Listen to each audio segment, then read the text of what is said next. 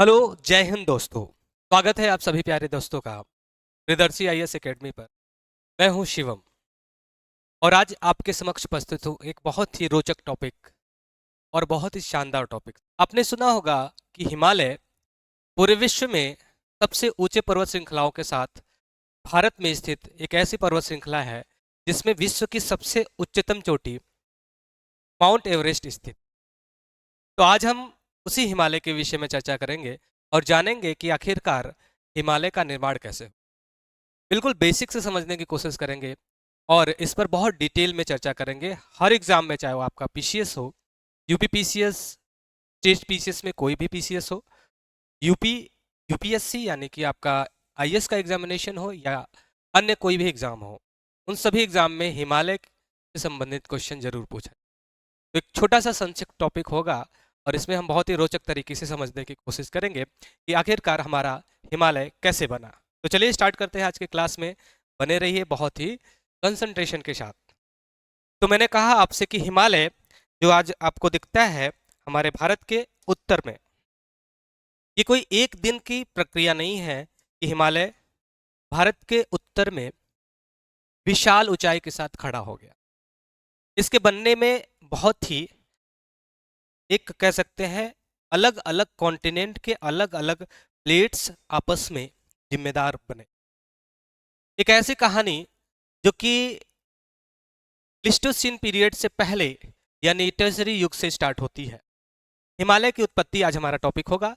तो सबसे पहले हम बात करेंगे हिमालय के विषय में। हिमालय की उत्पत्ति, आपने सुना होगा कि हमारे पृथ्वी की सबसे ऊपरी परत पर विभिन्न प्रकार के क्रस्ट पाए जाते हैं, विभिन्न प्रकार के प्लेट पाए जाते हैं। प्लेट क्या होता है मैं आपको बताऊंगा। प्लेट से बहुत सारी चीजें आपकी क्लियर हो जाएंगी।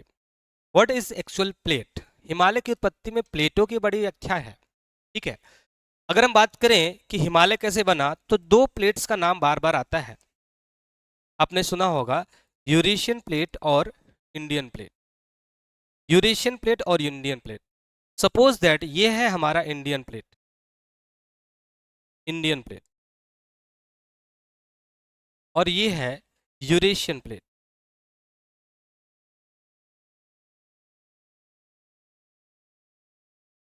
अब आपको पता होगा कि इंडियन प्लेट आखिरकार किस पार्ट का हिस्सा है, हमारी पृथ्वी के कौन से भाग का हिस्सा है। इंडियन प्लेट अफ्रीकन प्लेट से जुड़ा हुआ था आज से बहुत लाखों वर्ष पहले। लाखों वर्ष पहले इंडियन प्लेट अफ्रीकन प्लेट से जुड़ा हुआ था और यूरेशियन प्लेट जिसमें यूरोप के साथ साथ एशिया का पूरा प्लेट एक साथ जुड़ा हुआ था। प्लेट्स क्या होते हैं, सबसे पहले हम थोड़ा सा इसके विषय में एक क्विक रिव्यू देख लेते हैं। जैसे ये हमारा क्रस्ट है, इसके नीचे मेंटल है और सबसे नीचे है पृथ्वी का कोर। तो क्रस्ट का ऊपरी हिस्सा जिसमें देखेंगे क्रस्ट के साथ साथ हल्का सा मेंटल वाला हिस्सा आ जाता है, इसे हम कहते हैं प्लेट। और प्लेट बेसिकली 5 किमी से लेकर 200 किलोमीटर की मोटाई के हो सकते हैं हमारे अर्थ के सरफेस से। ठीक है, तो ये प्लेट्स होते हैं, ये दो प्रकार के होते हैं। ओशनिक प्लेट भी होते हैं और कॉन्टिनेंटल प्लेट। मेजर प्लेट्स की जब हम बात करते हैं तो पूरे विश्व में 7 मेजर प्लेट्स हैं। इसमें केवल एक ऐसा प्लेट है, पैसिफिक ओशियन प्लेट, जो कि टोटली ओशनिक प्लेट है। बाकी सभी प्लेट्स आपके, चाहे वो नॉर्थ अमेरिकन प्लेट हो, चाहे वो साउथ अमेरिकन प्लेट हो, अफ्रीकन प्लेट हो, यूरेशियन प्लेट हो, ऑस्ट्रेलियन प्लेट हो या अंटार्कटिकन प्लेट हो, ये सभी ओशनिक प्लेट के साथ साथ कॉन्टिनेंटल प्लेट्स भी हैं। तो इनमें प्लेट्स की भूमिका कैसे रही? मैंने कहा कि इंडियन प्लेट्स शुरुआत में किससे जुड़ा हुआ था। सपोज दैट ये आपका अफ्रीका है, अफ्रीका में से भारतीय जो कॉन्टिनेंट था वो इस तरीके से जुड़ा हुआ था। तो मैंने बताया कि अफ्रीका से भारतीय प्लेट इस तरीके से जुड़ा हुआ था और ये नॉर्दर्न डायरेक्शन में मूव करता है, यानी उत्तरी डायरेक्शन में मूव करता है। और ऊपर के प्लेट्स यानी यूरोप के साथ और एशिया के साथ जो मिला हुआ प्लेट था, जिसे हमने यूरेशियन प्लेट बोला, यूरेशियन प्लेट से जाकर ये टकरा जाता है, यूरेशियन प्लेट। तो इंडियन प्लेट्स जब यूरेशियन प्लेट से आपस में टकराता है तो बीच में इसके जो पार्ट था, मैंने बताया था मेडिटेरियन सी वाला पार्ट जो था, जिसको शुरुआत में टेथित सी के नाम से जाना जाता था, टेथित सागर के नाम से जाना जाता था। यानी शुरुआत में अफ्रीका और यूरेशियन प्लेट के बीच में ये टेथिस सागर था। यानी इंडियन प्लेट जब यूरेशियन प्लेट की तरफ जाएगा तो बीच में क्या पड़ेगा, टेथिस सागर, टेथिस सागर होगा। तो इंडियन प्लेट जब यूरेशियन प्लेट से टकराता है तो टकराने के क्रम में बीच में टेथिस सागर का जो भी सेडिमेंट्स है, जो भी इसके अवसाद हैं, उसमें क्या होगा, फोल्ड पड़ेगा, फलन आएगा। फोल्ड मतलब किसी चीज का मुड़ जाना, ठीक है। तो इंडियन प्लेट चूंकि किससे बना हुआ था, इंडियन ओशनिक प्लेट से बना था। ओशनिक प्लेट प्लस साथ ही साथ आप देखेंगे ये कॉन्टिनेंटल प्लेट से बना हुआ था। और आपको पता है कि कॉन्टिनेंटल प्लेट ज्यादा हल्का होता है in comparison to oceanic plate. और यूरेशियन प्लेट में ज्यादातर जो भाग है वो कॉन्टिनेंटल प्लेट का है। तो ये कॉन्टिनेंटल प्लेट है, ये हल्का प्लेट है, और ये हमारा इंडियन प्लेट जिसमें ओशनिक प्लेट के साथ साथ कॉन्टिनेंटल प्लेट भी है। तो ये दोनों में कौन भारी है, इंडियन प्लेट ज्यादा भारी है।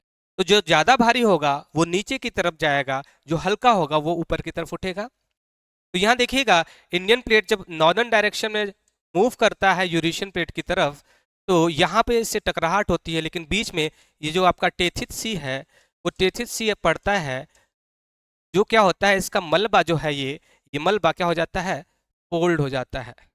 और देखेंगे इस तरीके से फोल्ड तरीके से हमारे फोल्ड माउंटेन हिमालय की उत्पत्ति होती है, हिमालय का निर्माण होता है। हिमालय का निर्माण कुछ इस तरीके से हुआ है। यानी आप कह सकते हैं कि हमारा जो हिमालय है वो इंडियन प्लेट और यूरेशियन प्लेट के आपस में टकराने से और इंडियन प्लेट के नीचे मेंटल की तरफ धंस जाने या अवक्षेपण से, निक्षेपण या कह सकते हैं अवक्षेपण से, जिसको हम सबडक्शन कहते हैं, क्या कहते हैं इंग्लिश में, सबडक्शन कहते हैं। इंडियन प्लेट भारी था इसलिए नीचे की तरफ चला गया। क्यों भारी था ये भी बता दूं मैं आपको। Indian plate basically Indo Australian plate का हिस्सा है, जिसमें बीच में इंडियन ओशियन भी आता है, और ओशनिक प्लेट का हिस्सा है। ओशनिक प्लेट्स जो बने होते हैं वो सीमा से बने होते हैं, यानी कि आप देखेंगे सिलिका प्लस मैग्नीशियम से बने होते हैं, जो भारी तत्वों से बने हैं। और वही अगर हम बात करें कॉन्टिनेंटल क्रस्ट की, कॉन्टिनेंटल प्लेट की यानी यूरेशियन प्लेट की, तो ये सियाल से बना हुआ है, इसमें सिलिका और एल्युमिनियम की मात्रा जाती है, ये हल्का है इसलिए फोल्ड हो जाता है। तो यहाँ पर ये आपका इंडियन प्लेट नीचे की तरफ गया और यूरेशियन प्लेट में फोल्ड पड़ता है, जिससे हमारे हिमालय की उत्पत्ति होती है।